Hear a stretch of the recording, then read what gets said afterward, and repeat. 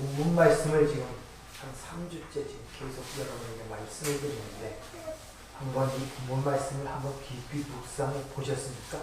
한 범죄로, 한 의로운 행위로 말미암아 한 사람이 순종하심으로 한 사람이 순종치 아니함으로 말미암아 한 사람, 한 행위가 강조되고 있습니다. 인생에 우리 살아가는 인생 속에서 잡다한 문제를 언급하지 않고 인간이 어떻게 살아야 되고 어떻게 뭘 해야 되고 하는 인간의 어떤 행위적인 그런 것들을 얘기하는 것이 아니라 한 사람의 한 행위에 대하여 지금 반복하여 여러분들에게 강조하고 있는 이 말씀을 여러분이 꼭 유념을 하셔야 돼요. 그러면서 20절에 보면은 율법이 들어온 것은 범죄를 더하게 하니라. 하나님께서 율법을 주신 목적을 분명히 얘기하죠. 왜 그러느냐? 죄가 더한 곳에 은혜가 넘치는 것을 알게 하기 위하여, 다시 말하면 은혜가 뭔지를 알게 하기 위하여 율법을 주었다는 것입니다. 처음으로 우리에게 율법이 주어진 것이 어디입니까? 창세기 3장이잖아요. 선악과를 따먹지 말고. 이게 첫 번째 율법이란 말입니다. 그럼 거기서 아담과 하와에게 그 율법을 주신 이유가 뭐라고요? 은혜를 깨닫기 위해서. 은혜를 깨닫기 위해서. 은혜를 깨닫기 위해서.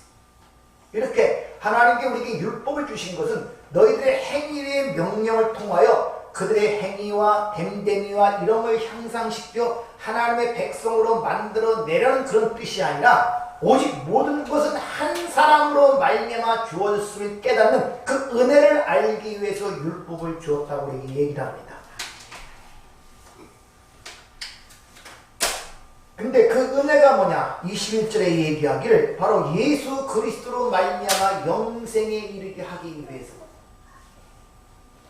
그러니까 하나님께서 이 세상을 창조하시고 모든 걸 주관하고 인도하시는 근본적 목적은 너희의 실체를 깨닫게 하여 그 하나님이 주신 은혜가 무엇인지를 아는데 그 은혜가 뭐냐? 예수 그리스도로 말미암아 영생을 얻게 하는 것.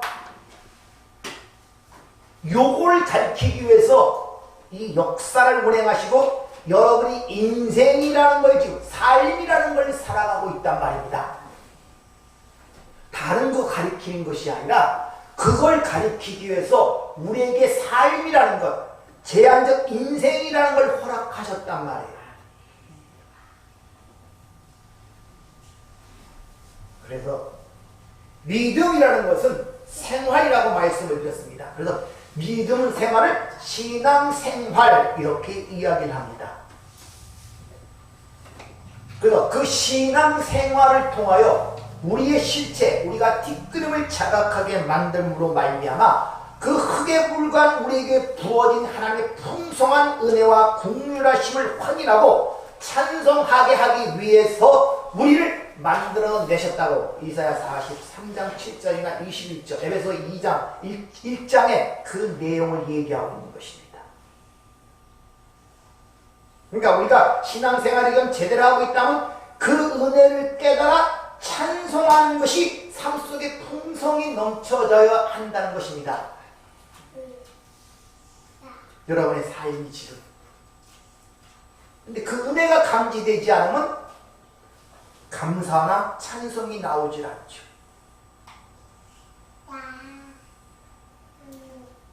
근데 성경을 보면 항상 하나님께서 예수와 연합시킴으로 말미암아 우리에게 주어진 모든 것이 묵시 속에서 완성된 상태로 있음을 우리에게 일러주고 있어요. 자, 우리는 이 시간이라는 역사 속에 태어났기 때문에 항상 과거, 현재, 미래라는 어떤 펼쳐진 그 과정이 있어요. 근데 영원한 세계는 시간이 없잖아요. 그러니까 과거라는 것도 없고 현재라는 것도 없고 미래라는 것도 없단 말입니다. 하나님의 의중과 뜻이 곧 완성이란 말이에요.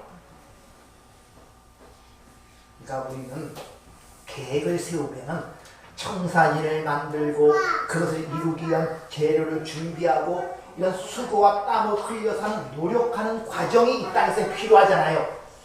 근데 그 영원한 묵시의 세계에서는 그런 세계가 아니기 때문에 하나님의 뜻이 곧 완성이에요.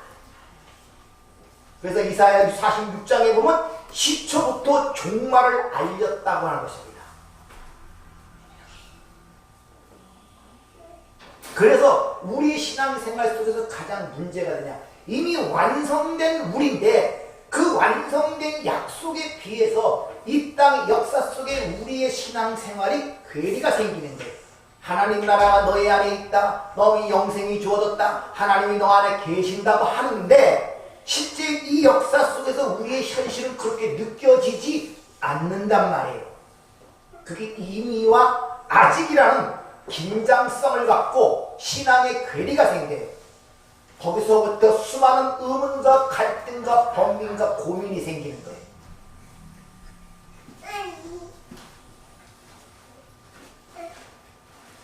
그래서 두 현실이 공존하는 상태, 이것이 신앙생활이에요. 두 세계가 공존하고 있다. 쉬운 말로 반드시 죽어야 할 옛사람과 하나님의 은혜에 주어진 새 생명, 새 사람이 공존하고 있는 것이 여러분의 실존의 모습인데 그 삶을 신앙생활이라 그래요. 왜? 이미 완성된 그 묵시 속에 그 하나님 나라가 임해 있는데 그것은 믿음으로만 감지가 되고 믿음으로만 보게 되고 믿음으로만 알게 돼요. 그것은. 그런데 역사 속에 우리의 현실은 자기 부인과 자기 십자가라는 것은 우리의 육신을 갖고 오감으로 체험이 되기 때문에 그것이 고난으로 내게 느껴진단 말입니다. 근데 그 두 가지 사실을 아는 자들은 환난 중에도 즐거워할 수 있는 이 역설적 상황이 우리 삶 속에 펼쳐지는 거예요. 환난 중에도 즐거워할 수 있는 것. 그래서 로마서 5장을 시작하면서 그렇게 얘기하는 거예요. 그것이 하나님의 소망을 이루는 여정임을 알기 때문에.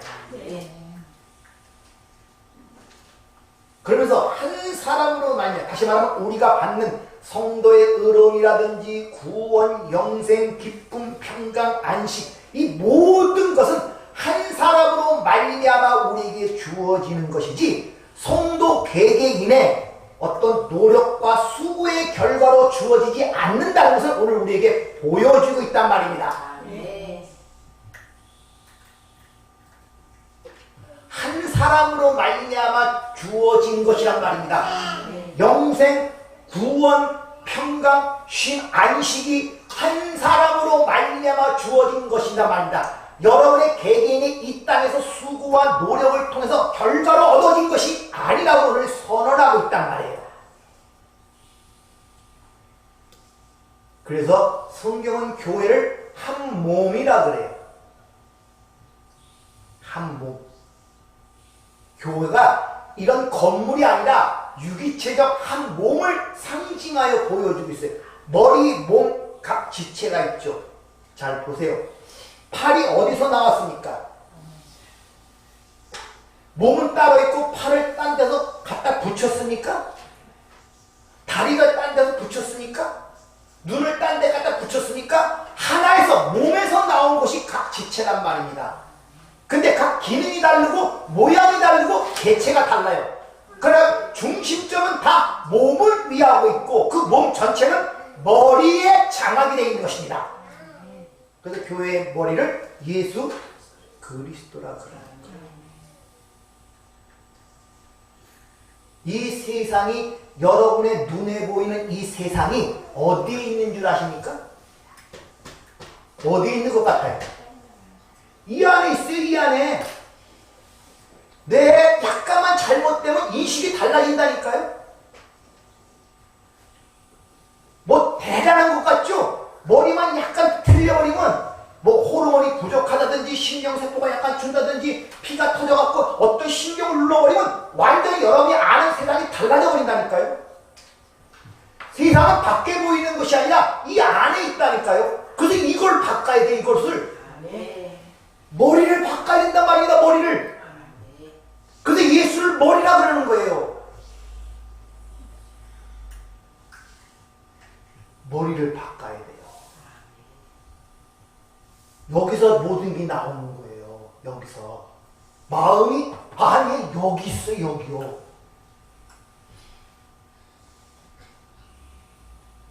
근데 이 머리가 뭡니까? 안 바뀌면은 안 돼요. 그러면 따로따로 놀게 돼 있어요. 따라 몸이 놀게 되어 있단 말입니다. 손이 지멋대로 움직이는 것이 아니라 머리가 시키는 거라니까요.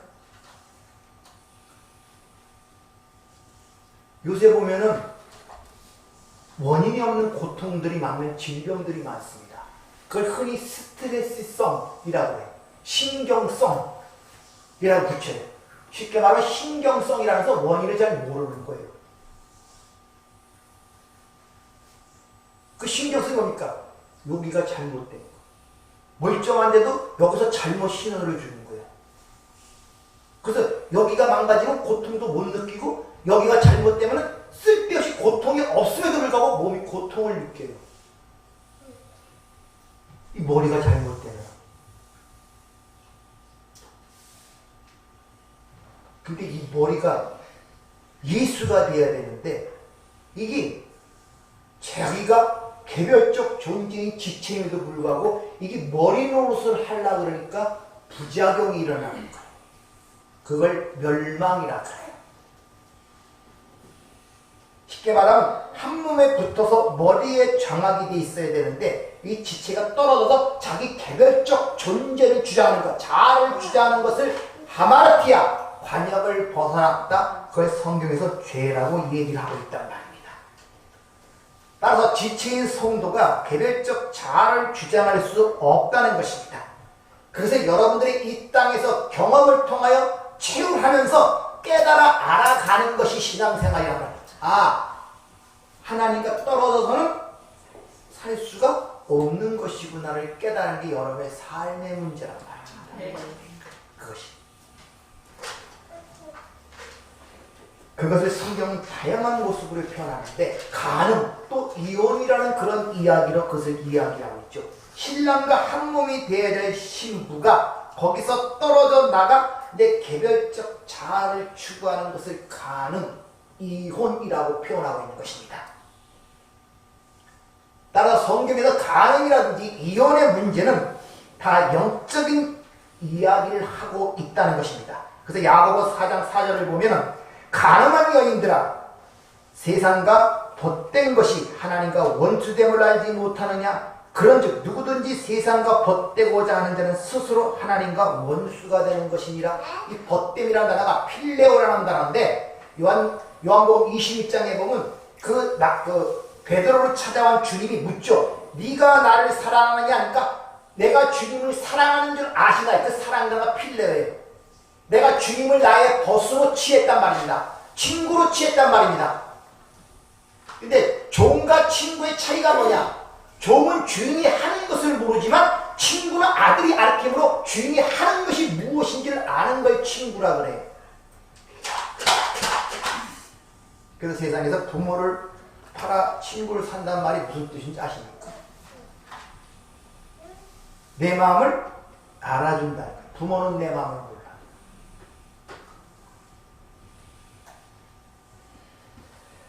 한 몸으로 지어진 신랑에게서 떨어져 나가 개별적인 나를 챙기는 행위가 바로 영적 간음이란 말입니다. 그래서 한 몸을 지키라고 성경에서는 그렇게 반복하여 강조하고 있단 말입니다. 왜? 성도는 그 한 몸으로 말미암아 모든 것이 주어지기 때문에 쉬운 말로 여러분의 개별적 존재가 개성 다르고 사는 모습 다르고 나이 다르고 환경 다르고 다 다른 모습을 갖고 있지만 결국은 한 몸에서 발생되어 나온 것들이란 말입니다. 한 몸에서. 근데 그 한 몸을 모르고 자기가 거기서 나온 줄 모르고 나는 그거와 상관없어 떨어진 상태를 바로 포도나무와 가지의 비유를 통하여 그렇게 포도나무에 떨어진 가지를 사람들이 모아다가 불에 던져 사른다 그러죠. 그게 지옥이란 말이에요.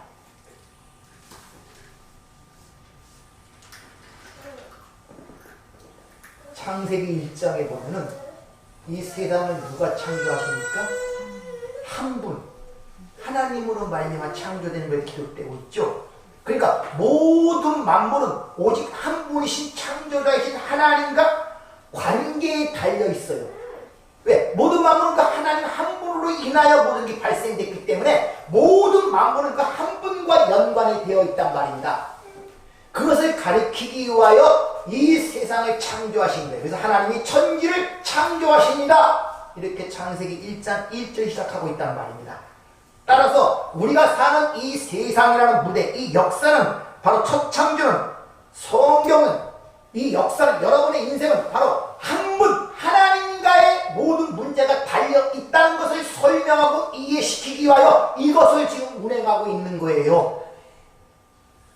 따라서 하나님의 영을 받아 하나님의 백성이 된 백성들은 이 땅에서 사는 목적이 뭐냐? 그거 깨닫고 가는 거예요. 그거. 하나님 없이는 나는 뒷글이구나, 먼지구나, 죽은 자구나를 깨닫고 가는 것이 신앙생활의 목적지란 말입니다. 여러분들 훈련을 잘 시켜갖고 멋있는 성인으로 만들어서 하늘에 이끌어들는 것이 아니라, 지난주에 말씀드렸죠. 이스라엘 백성들을 광야 40년 동안의 그 고난의 길을 걷게 하신 것은 그들을 잘 훈련시켜 약속의 땅을 주기 위해서, 그 자격을 만들기 위해서 그런 훈련을 시킨 것이 아니라, 왜 그 땅이 오직 은혜로만 주어져야 하는가를 가르치기 위해서 광야 40년을 걷게 했다는 거죠. 그 여러분의 삶들을 한번 잘 보세요. 왜 내 삶이 하나님의 은혜로만 움직일 수밖에 없는가를 깨달아 가고 있는 것인지, 아니면 그 반대인지를. 여러분 삶 속에 하나님의 은혜가 어느 정도 필요하다고 느끼십니까? 어느 정도 하나님의 은혜가, 하나님의 은혜가 없이는 나는 존재도 아니구나 그렇게 느껴지십니까? 아니죠. 내가 아플 때만 하나님의 좀 은혜가 필요하고, 내 부족한 걸 채울 때만 하나님의 은혜가 필요하다고 생각하지 않습니까? 그래서 창세기 2장에 인간의 출신 성분과 출현 학생할 때 내용을 확실하게 보이죠. 흙, 아다마 민 아파르, 흙에서 취한 먼지에 하나님의 은혜로 생기가 들어가니 비로소 살아있는 하의 네페시가 되었다. 그러니까 여러분이 은혜로 지금 존재하는 것이지, 생명이 여러분이 만들어낸 거 아니잖아요. 몸도 여러분이 만들어냈습니까?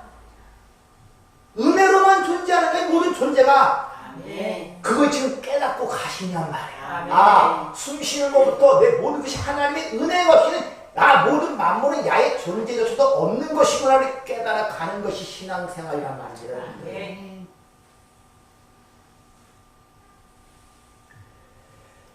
그것이 바로 성경과 이 역사와 성도들의 인생을 통하여 증명해내고 확증하는 것이 신앙생활이란 말입니다.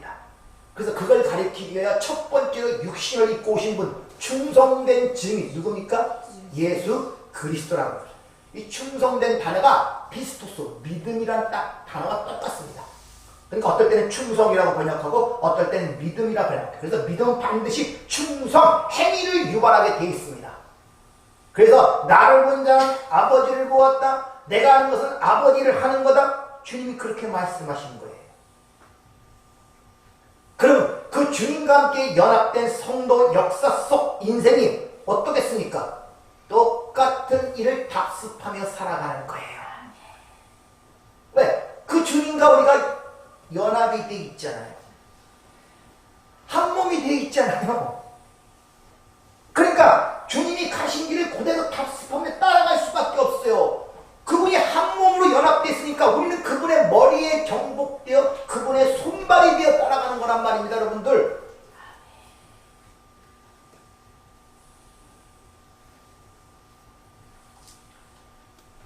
이 지상교회가 물론 완전할 수는 없습니다. 항상 문제가 있어요. 각자의 삶 속에 개별적 자기 자아를 추구하며 살던 사람들이 한 공동체 예수를 멀리서 한 몸이 되는데 왜 거기 부작용이 없겠습니까? 근데 한 몸으로 들어오고 예수를 영접하는 순간에 여러분들은 그 한 몸을 통하여 새롭게 거듭나야 돼요. 여러분의 사회에서 갖고 있던 이 세상에 주어진 여러분의 신분과 위치와 여러분의 모든 사고방식들이 다 새롭게 변화가 되어야 된단 말이에요. 세계관, 가치관, 인생관들이 패러다임이 완전히 변화가 돼야 돼. 새 부대가 돼야 새 수를 담을 수 있기 때문에. 그것을 깨는 방법은 하나밖에 없어요. 예리한 검인 말씀밖에 그 여러분의 사고 의식 속에 들어가 그걸 해치고 드러내요. 영혼까지 들어가서 그것을 깨어나는 것은 말씀밖에 없습니다. 저 산속에 들어서 수양한다고 그게 깨달아지는 것이 아니에요.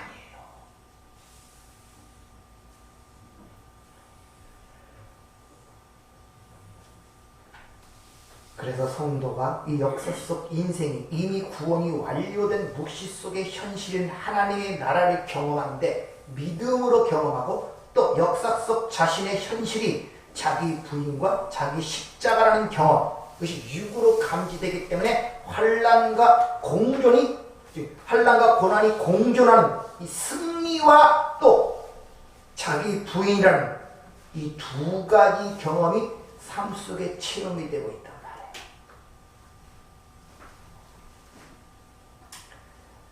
이 역사 속의 성도가 바로 교회이고 하나님 나라임을 성경은 우리에게 일러주고 있다는 것입니다.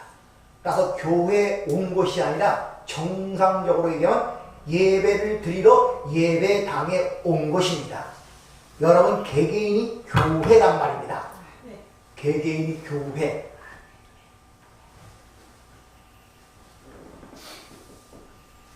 성경에서는 이 역사 속 성도가 아직 이미라는 이 현실이 어떻게 성경에서 그려지는가를 한번 말씀을 통해 찾아보도록 하겠습니다. 계시록 21장 22절 23절 한번 보세요.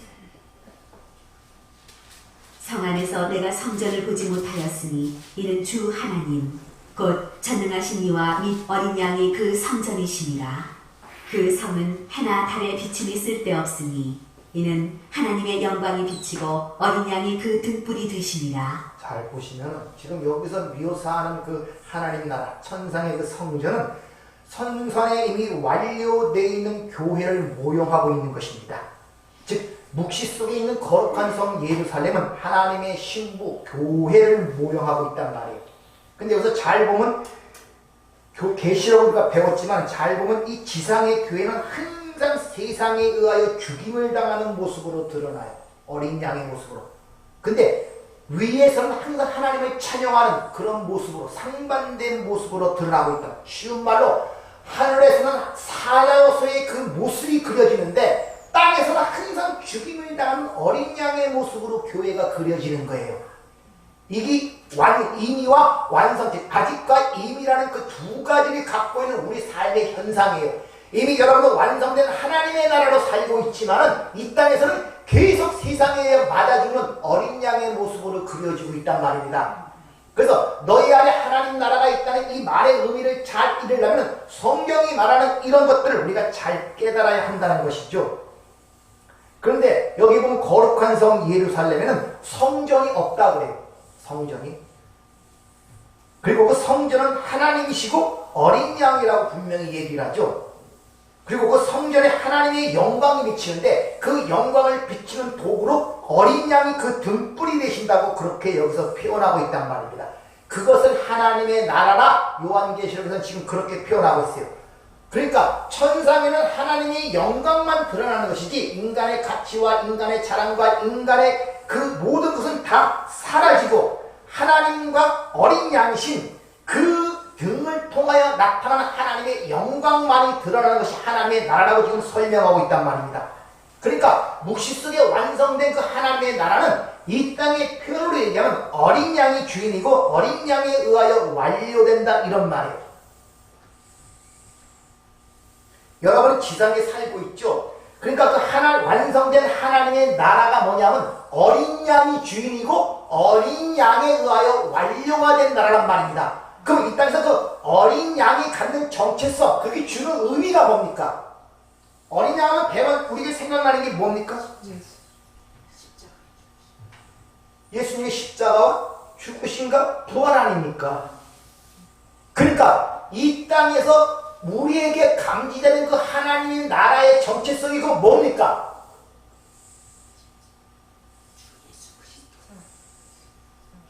갈등을 느끼잖아요. 하나님의 나라가 너희 안에 있고 그 하나님이 너와 함께 하신다 그러잖아요. 그럼 그 하나님의 나라 것이 느껴지고 감지가 되어야 되는데 우리의 이성과 판단과 그거로는 이해가 되지 않잖아요. 삶의 고난이 오고 질병이 오고 똑같은 그런 재난들이 우리 삶 속에 닥치지 않습니까? 그럼 이게 무슨 하나님의 나라야? 하나님의 나라가 나와 함께 있다면서 이런 고민과 갈등과 번민이 생기잖아요. 그런 의문조차도 안 갔습니까?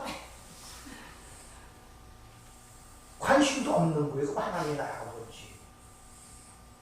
그런 고민과 갈등과 번민이 생기잖아요. 신앙을 좀 알고 싶고 하나님을 알고 싶고 말씀이 사마음이 있다면 그 말이 내 삶 속에 들어올 때 너무 이상해요. 갈등을 느낀단 말입니다. 의심이 된단 말입니다. 번민이 된단 말입니다. 왜? 내 현재 보이는 내 현실은 그렇지 않단 말이에요. 안 믿는 자나 믿는 자가 똑같은 현실이 닥친단 말이에요. 똑같이 병들고 똑같이 힘들고 똑같은 문제 당하고 똑같은 재앙에 흔들릴 수밖에 없고. 근데 이게 무슨 하나님의 나라야? 하나님이 나와 함께 있다니 그들과 내가 다른 점이 뭐야? 없잖아요. 그러니까 거기서 갈등이 생기는 거예요. 갈등이 생기면은 진정하면 하나님의 그 문제를 갖고 붙들고 늘어지고 해결을 받아야 쪽 나가는데 세월이 갈수록 사람들은 신앙의 가면을 씁니다. 괜찮은 듯, 다 알고 있는 듯, 그냥 믿음으로 가는 거예요. 이러면서 스스로 자기를 위로하고 자신의 신앙의 가면을 쓰고 아무렇지 않게 걸어가요. 속에서 다 썩어가면서. 근데 그게 오래 갑니까? 진짜가 없는데 그 가짜가 오래 가냔 말이에요. 그러니까 삶이 점점 힘들어져요. 힘들어질수록 어떻게 되냐? 점점 가면이 더 두껍게 써여지는 거예요. 나를 꼭 붙잡고 안 보이기 위해서. 그래서 어느 쪽으로 가는지 아십니까? 뭔가를 보여야 되지 않습니까? 믿는다는 걸 율법적으로 가는 거예요. 그냥 뭐 인간적 열심을 내고 막 그런 걸 하면서 그 스스로 위로로 가는 거예요. 그것을. 근데 그 사람이 기쁨이 있겠습니까? 평강이 있습니까? 마음에 쉼이 있습니까? 더 진두거지는 거. 그러니까 얼굴의 기쁨이 사라지고 바싹 말려 항상 찌부러든 거기서 무슨 찬송이 나오고 기도가 나옵니까? 그래서 하나님 나라가 어떻게 우리에게 지금 갖고 있는가를 가리키는 거예요. 완성된 그 하나님, 묵시 속에 완성된 하나님의 나라를 요한계시록에서 그리기를 어린 양에 의하여 완료가 되고 어린 양이 그 나라의 주인이 돼요. 그렇게 표현합니다. 그럼 우리가 이 땅에서 그려질 때 하나님의 어린 양이라는 정체성이 무언가를 설명하는데 바로 십자가의 죽으심과 부활입니다. 따라서 우리가 그 하나님 나라는 걸 갖고 있다면 반드시 어린 양의 전체성처럼 죽으심과 부활의 여정을 통과해야 되는 것입니다. 역사 속에서, 시간 속에서.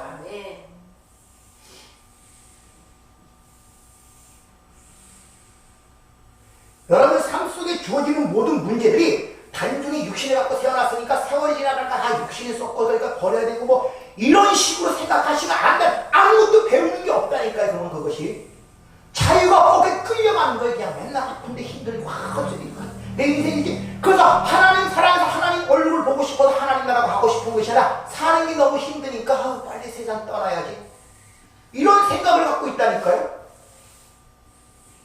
그것도 자기를 위해서 가고자 하는 거예요. 하나님의 영광을 위한 것이 아니라. 왜? 살기 힘드니까 자살하는 사람처럼 자살은 못하겠고 아유 빨리 데려가지 아유 세상 살기 너무 힘들어. 아니 은혜를 알고 은혜를 찬송하고 감사하고 인생과 삶을 허락했더니 거꾸로 되는 거예요. 아 이제 살기 힘들어 빨리 하나님 데려가시죠. 이런 식으로. 거기에 무슨 신앙생활이 힘이 있겠어요.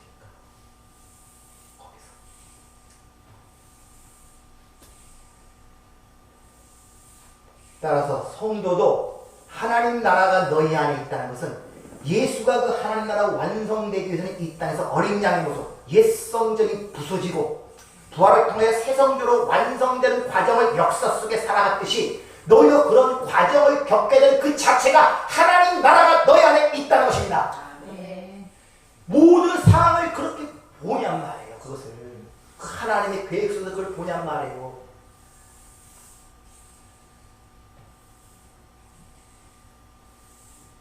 노랑을 만들고 붕어를 집어넣고 붕어를 기르라. 금붕어를 기르기 위해서 뭐 나무도 집어넣고 풀도 집어넣고 바위도 집어넣고 고추장도 집어넣고 봅니다. 그럼 그 안에 사는 그 금붕어는 그게 자기 세상인 줄 알고 거기서 새끼 낳고 밥 먹고 그러고 살아요. 예? 근데 우리는 그렇게 만든 사람은 그걸 보면서 그 일생을 보고 우리가 그거 할 수 있죠. 불을 갈아줘야 되고 먹이를 줘야 되고 잘못된 거 있으면 약을 넣어주고 그렇죠. 여러분 인생에 하나님께서 주어진 것들이 내 밖에 그 존재를 인식하지 못하면 어항 속의 금붕어와 똑같은 것입니다. 아시겠습니까? 이 사는 세상 속에서 그 하나, 내 밖에 그 인생을 두고 역사 속에 우리의 삶을 주관하신 그분을 인색지 못하면 바로 어항 속에 금붕어라니까 뻐끔뻐끔 대다가 알맞고 가다가 죽는 거예요. 거기에 무슨 기쁨이 있겠습니까? 그 알지 못하는 그 존재를 감지하는 느낌, 그 감동, 아 이것이 유일한 세계가 아니라 잠시 있는 세계구나. 그 영원한 세계가 또 있구나. 그럴 때 내가 사는 그곳이 그 금붕어가 하나 사는 그 어항이 얼마나 작게 느껴지겠냔 말이에요. 그것이 과거로도 우리가 이 지구가 크다고 그러고 태양계가 크다고 그러지만은 천문학적 가서 지구와 태양계를 보면 먼지보다도 적어요. 여러분들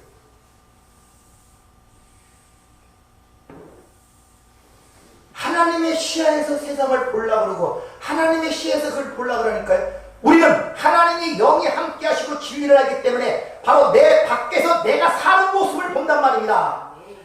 내 밖에서 내 사는 모습을 보면 그것이 바로 하나님의 섭리와 은혜를 깨달을 수 있는 바로 포인트가 되는 거예요. 그럴 때마다 구비구비 물결이 칠 때마다 막 기동이 칠 때마다 세상에서 볼 때는 그게 환난이고 고통이란데 이것이 하나님께서 나를 좀 더 좋은 환경을 만들어주기 위해서 금붕어의 물을 딱 따라내고 다시 물을 갈아주는 과정이구나. 아 이것은 좀 더 좋은 환경을 주기 위해서 바위를 빼내고 다른 바위를 주는 과정이구나. 이렇게 볼 때와 그걸 모르고 볼 때와 엄청난 차이가 나는 거예요. 엄청난 차이가.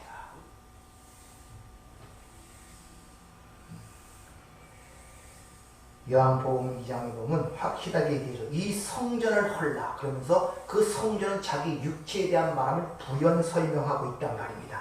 그러니까 참 성전이신 예수가 옛 성전이 되어 먼저 부서지고 다시 새 성전으로 부활하는 것을 구원이라는 걸 가르쳐주고 그분과 우리를 연합시켜 그분이 완성시켜서 그 모든 걸 갖고 있는 그분과 우리를 연합시켜서 똑같은 여정을 겪게 하는 거예요. 왜?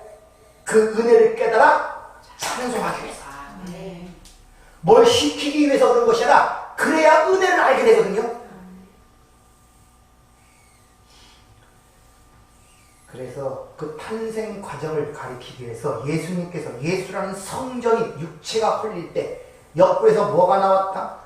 물과 피가 흘려 그 티끌인 우리와 이겨져 살아있는 생명 하이 네페시가 된 거예요. 그래서 예수님이 십자가에 옆구리가 찢어서 물과 피가 나왔다는 거. 여러분의 인생 속에 아이를 낳을 때 아이가 나올 때 물과 피가 쏟아진 것입니다.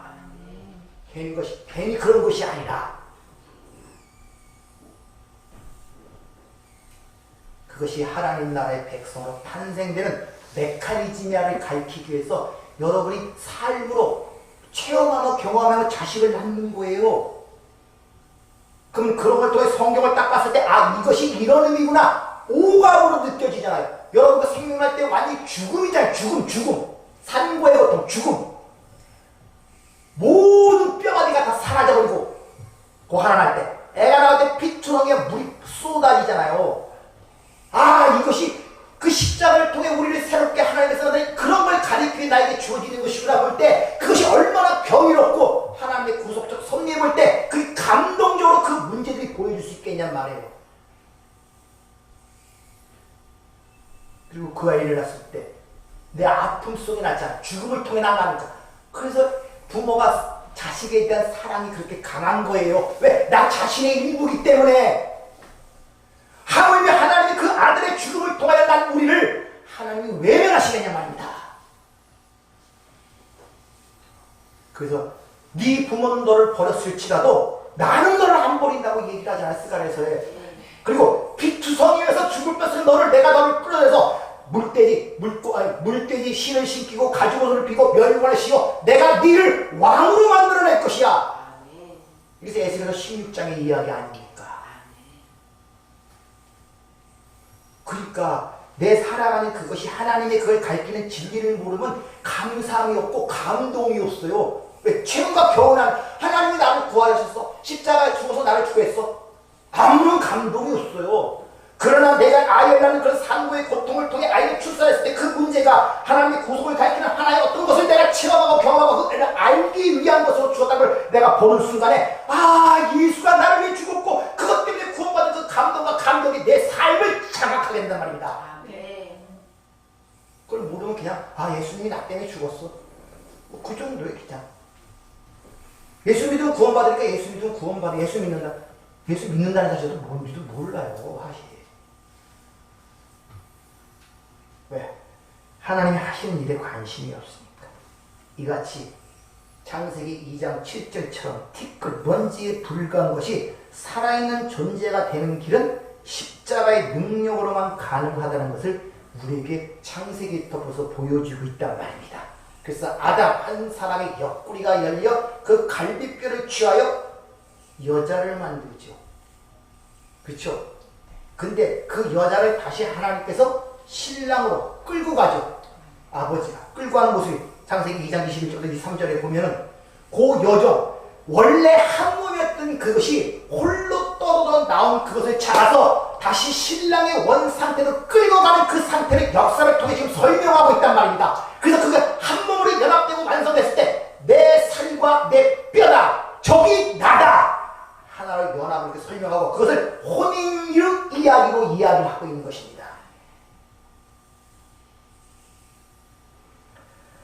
그래서 성도는 참 성전이신 어린 양 예수의 역사 속의 삶을 그대로 답습할 수밖에 없는 것입니다. 고린도서 3장 16절 너희는 너희가 하나님의 성전인 것과 하나님의 성령이 너희 안에 거하시는 것을 알지 못하냐? 누구든지 하나님의 성전을 더럽히면 하나님이 그 사람을 멸하시리라. 하나님의 성전은 거룩하니 너희도 거룩하니라. 자, 너희가 거룩하다 이렇게 선언해버리는 것이지 거룩해져라가 아닙니다. 너희가 세상의 빛이 되라가 아니라 너희가 세상의 빛이다 선언이란 말입니다. 모든 건 선언이에요 그냥.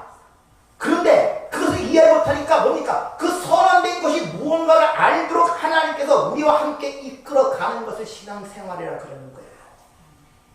완성된 그들을 하나님께서 이게 무언가를 가리키고 있는 거예요. 히브리서 3장 5절을 보면 이런 말씀이 있습니다.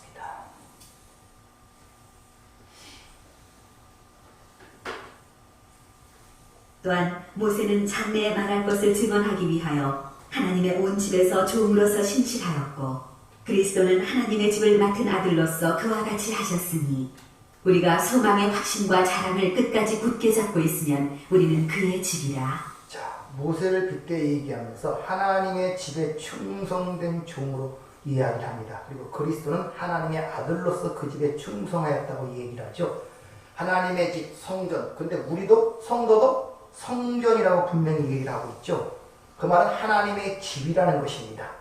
따라서 성도는 예수님이 참 성전으로 오셔서 아버지만을 사랑하고 아버지 명령하신 대로 행한 일을 통하여 다시 말하면 그 십자가를 통하여 죽은 자를 살려내셨단 말이에요. 아버지가 그 아들에게 주신 의무가 책임과 그거였단 말입니다. 아버지가 그러니까 쉽게 말하면 그 예수 그리스도는 자신을 완전히 비워 아버지만 담고 있었던 거예요. 그 요한복음 14장 31절에 아버지만을 사랑하고 아버지 명한 것을 행한 것을 세상으로 알게 하려니라. 이게 예수님의 삶이었거든요. 그러면 그 예수와 함께 연합된 성전된 우리도 그 하나님을 똑같이 담고 있는 그런 형국이란 말입니다.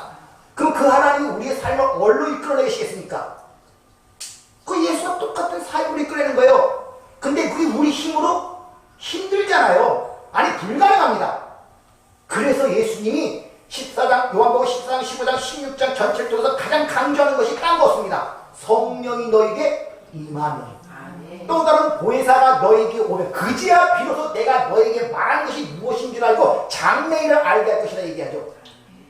그래서 승천할 때도 제자들에게 내가 가르친 것 잘 생각하고 있지 마. 내가 기적했죠. 한 가지 부탁합니다. 아버지 약속한 것을 기다리라. 뭐 성령. 성령을 받자 그 자기 믿음 가운데 날던 베드로가 설교를 하죠. 사도행전 2장에. 이게 똑같은 형국이란 말입니다. 우리가. 여러분이 성령 받았지 않습니까? 맞습니까? 그 성령이 여러분에서 뭘 이끌어내겠습니까? 오순절 성령 받은 저희 120명의 하나님의 성도들이, 하나님의 백성들이 뭘 하입니까? 입을 열어 다른 말로 방언을 하는데 그것이 똑같은 말을 하는 거예요. 뭘 열다고요? 입을 열어 다른 말을 하는 거예요. 다른 말. 다른 말을 한단 말입니다. 얘기를 했죠. 내가 여기서 지금 한국말로 얘기를 하는데 여러분이 지금 그걸 알아듣고 이해하는 것은 여러분 안에 한국말이라는 것이 있기 때문에 그래요. 그렇죠? 만약 여러분이 그 안에 한국말이 없고 미국 사람이 아니었으면 미국말이 있어요. 그 사람들은 못 알아요. 무슨 뜻인지. 제가 뭐 히브리어 얘기하면 여러분 못 알아듣습니다. 왜? 여러분 안에 히브리어가 없기 때문에. 그러니까 뭘 알아듣고 못 알아듣고는 인간이 이 땅에서 배운 지식과 어떤 학문에 의해 결정되는 것이 아니라 그 안에 예수가 있냔 말이에요. 예수가 있으면 뭘 던져도 예수로 들어가요. 그래서 여러분의 감정이 기쁠 때는 무슨 말을 해도 좋게 들려요. 근데 마음이 불편하면 무슨 말을 던져도 불편하게 들립니다.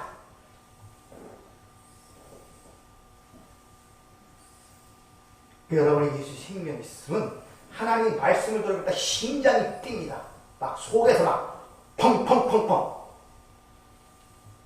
근데 이게 무슨 말이야? 이런 다른 말을 갖고 있는 거예요. 세상 말. 그래서 말이 중요한 거예요. 그래서 1260일 동안 아이를 낳은 예수 그리스도를 낳는 여인이 훈련하는 광야에서 사탄이 떨어져 뒤에서 뭘 뿜어냅니까? 말로부터 물을 뽑아내는 거예요. 거기 쓸려가도 잘못된 말. 그래서 주님이 항상 강조하고 성경 전체에서 가는 거짓 선지자를 줄 다른 말을 하는 자들. 다른 말. 여러분이 뭐를 갖고 있는 것이 뭘로 드러납니까? 말로 드러나요. 화토를 좋아하는 사람은 말로 화토 얘기만 해요. 음식을 좋아하는 사람은 그 안에 음식만 들어있기 때문에 음식만 얘기해요. 음식 이야기만. 이 들은 것이 뭘로 합니까? 말로 나와요. 말로. 그러니까 여러분들이 어떤 말을 하는가 보면 이걸 주장하는 게 누군지를 알아요. 이 머리를 주장하는, 이게 담긴 것이. 그 담긴 것이 여러분이 자신이란 말입니다. 그래서 아모스 선지자가 그 생각이 그러하면 그 위임도 그러하다 이렇게 얘기를 하는 것입니다.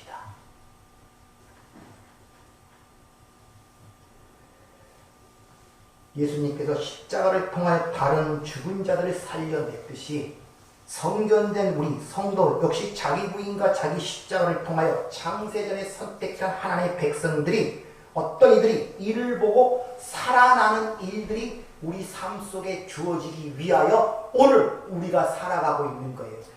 그래서 십자가를 얘기하고 세상에서 이해할 수가 없어요. 미련한 것이에요. 전도에 미련한 것이죠. 이해가 돼. 어떻게 죽음을 통하여 구원을 받는다? 이 말도 안 되는 소리. 미련한 것이에요. 그 미련한 전도를 통하여 구원받기를 기뻐했다는 고린도서 1장의 말씀처럼 그 십자가를 전할 때 그걸 받아들이는 사람의 그 안 속에 하나님의 성령의 역사에 의하여 그게 있는 자는 그것을 구원의 길로 받아들이지만 세상에 있는 자는 절대 못 받아들이는 거예요. 그러니까 여러분이 말을 얼마큼 잘하고 설득력이 있냐에 따라 그 사람이 구원받는 것이 아니라 이 사람이 하나님의 창세전 선택된 사람인가가 중요한 것이란 말이에요. 그러니까 복음을 증거할 때 그런 사실들을 걱정하지 말란 말이에요. 이 사람이 내 말을 알아들을까? 못 배운 사람인데 이 사람이 학문적이고 교수니까 좋은 말하고 어떻게 설득할까? 이런 생각할 필요 없어요. 복음은 선언이고 선포입니다.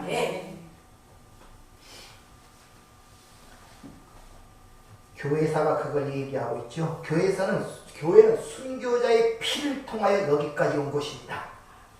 그래서 로마의 열 황제가 일어나면서 그리스도인을 엄청 박해하고 죽입니다. 심지어 사람의 몸을 갖다가 횃불로 사용하고 그랬어요. 그리고 시르기는 네오한 것처럼 그런 막 미친 짓까지 했습니다. 그렇게 죽이는데 그 영화가 뭐더라? 갑자기 생각나요. 거기서 네오 황제가 이 그리스도인들을 잡아다가 횃불로 사용해서 불태워 죽입니다. 거기서 시를 져요. 그러면서 자기 그 시종에게 뭐라, 야 저것들은 참 이상한 종족들이래. 왜? 죽이면 자꾸 사라져야 되는데 또 살아나온다는 거예요. 더 많이 살아나온다는 거예요. 거기서 그 대사가 그런 말이 나와요. 이상한 종족이라는 거예요. 죽이면 없어져야 되는데 왜 더 살아나오냐는 것입니다. 그때는 기독교가 점점 번성하고 강력해졌습니다. 그러나 313년 기독교가 공인된 이후에 이 교회가 세상적 권력과 힘을 가지고 십자가 전쟁을 일으켰죠. 그때는 오히려 여러분이 아시다시피 가장 암흑기였습니다. 기독교가 타락한 시대. 절대 복음이 힘과 능력으로 되어지는 것이 아닙니다. 사고 발생할 게 있어요. 내가 예수의 생명을 갖고 있느냐가 중요한 것이지, 여러분이 어떤 사람을 전도할 때 저 사람이 어떤 그런 외부적인 그런 걸 판단해서 내가 계획을 세워서 그런 거 아니에요. 그러니까 주눅들, 내가 못 사는데 예수 믿으라고 하면 저 사람 믿겠나? 내가 잘 살아 예수를 믿는데, 그런 말 하지 마세요. 그런 거. 그 복음을 모르는 자들이에요. 저 사람은 잘 되었고 나는 가방 끄내겠는데 예수 믿으라고 믿겠어? 그 자신의 생각이라니까요. 그러니까 괜히 세상적 스펙 앞에 스스로 자기 생각 속에 주눅이 들어버리는 거예요.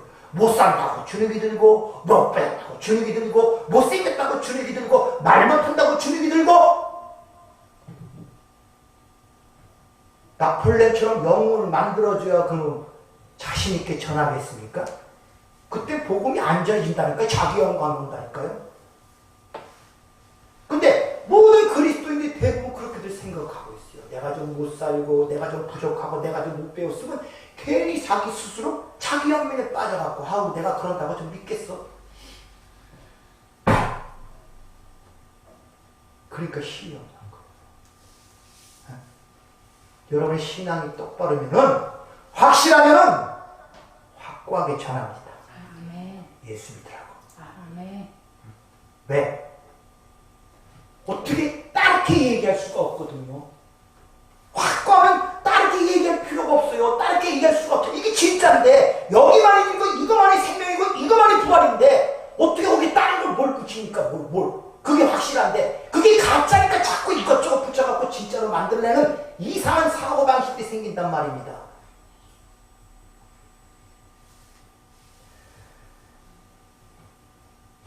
우리 주님은 자신 안에 하나님만 담아놨다는 그 말은 결국 내 존재는 완전히 부정됐다는 말입니다. 근데 그렇게 하면 하나님께서 그 예수를 축복해 줘야 되잖아요. 근데 그 아버지가 예수를 십자가에 못 박아놨어요. 바리새인과 빌라도가 예수의 십자가 죽었죠? 세상에 보일 때는 그래요. 근데 진짜는 아무도 나의 생명을 해할자 아버지가 내어주시지 않으면 너희가 나를 해치지 못한다 그러잖아요. 아버지가 내어주신 거예요. 아버지가 여러분을 내어주신단 말이에요. 여러분 그 앞에 내가 잘하고 아버지께 충성하고 뭐 했다고 여러분을 들어서 세상에 영으로 만들어주고 칭찬해주고 여러분을 축복하는 것이 아니라 어디까지? 십자로까지 끌어내는 거예요. 거기 매달아야 된다. 그래서 베드로전서 2장 21절 이를 위하여 너희가 부르심을 받았으니 그리스도로 너희로 하여 고난을 받으사 너희에게 본을 끼쳐 그 자취를 따라오게 하셨느니라. 근데 사람들이 십자가의 길이라 그러면 자꾸 이 세상적 논리로 가지고 있어갖고 병이 걸리고 사업이 망하고 자식이 안 되고 그런 걸로 생각들 하고 있어요. 십자가의 길이라니까.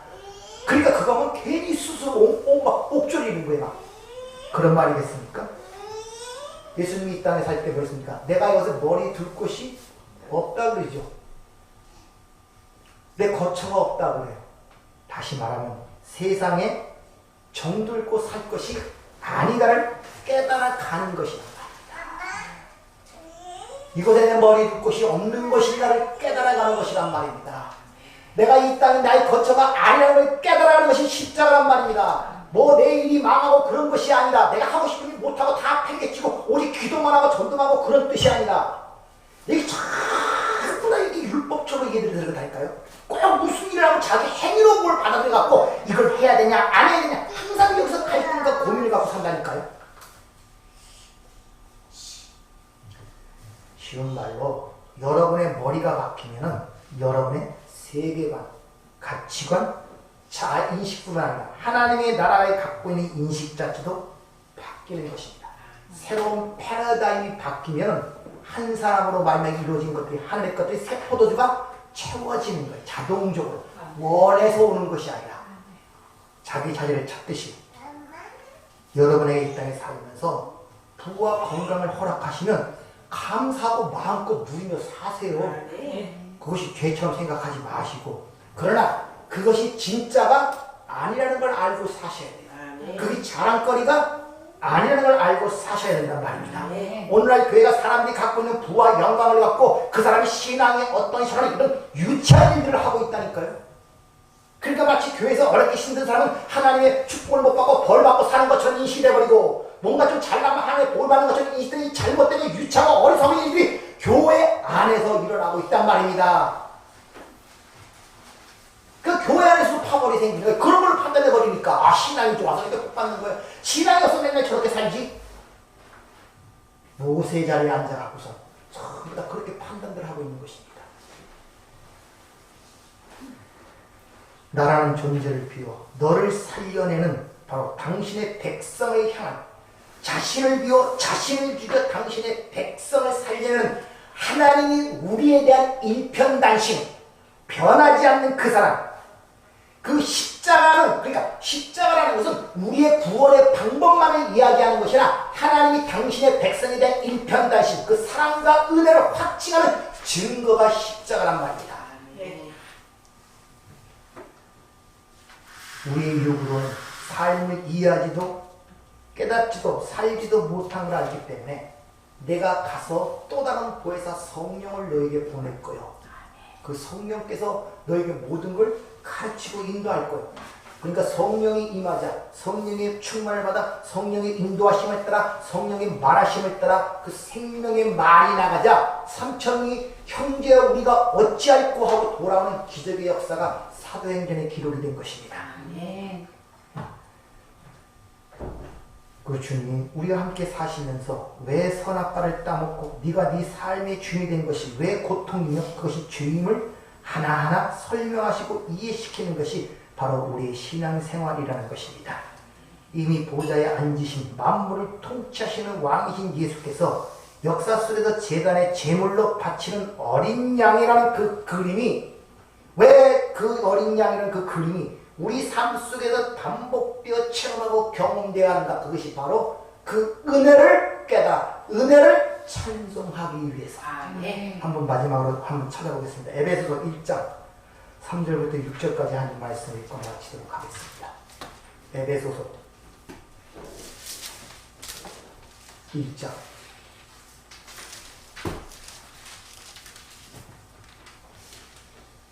사도 바울이 이 창세전 이 언약을 깨달을 때 얼마나 감동이 됐는지 찬송하리로다 이렇게 시작이 됩니다. 1장 3절부터 6절까지 같이 한번 읽어보겠습니다. 찬송하리로다 하나님 곧 우리 주 예수 그리스도의 아버지께서 그리스도 안에서 하늘에 속한 모든 신령한 복을 우리에게 주시되 곧 창세 전에 그리스도 안에서 우리를 택하사 우리로 사랑 안에서 그 앞에 거룩하고 흠이 없게 하시려고 그 기쁘신 뜻대로 우리를 예정하사 예수 그리스도로 말미암아 자기의 아들들이 되게 하셨으니 이는 그가 사랑하시는 자 안에서 우리에게 거저 주시는 바 그 은혜의 영광을 찬송케 하려는 것이라. 아멘. 은혜로우신 아버지 참으로 감사를 드립니다. 우리의 부족함도 우리 연약함에도 불구하고 일편단심 우리를 향해 애쓰시고 쉬지 않고 우리를 인도하시며 교훈하시며 가르치신 아버지의 그 마음을 우리가 아는 자가 되게 하옵소서. 그래서 항상 상황 속에서 하나님의 섭리 섭기를 보게 하시고 감사하며 찬양하는 삶이 되기를 원합니다. 우리 안에 이미 하나님 나라가 이루어진 줄을 우리가 확신케 도와주시고 보이는 것들에 미혹되거나 넘어지지 않게 하시고 항상 그 나라의 소망을 갖고 사는 믿음의 사람이 될 수 있도록 저희들을 축복하여 주시옵소서. 예수님 이름으로 기도하옵나이다. 아멘.